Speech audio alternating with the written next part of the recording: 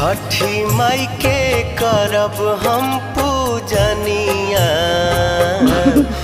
गंगा घाटे सिर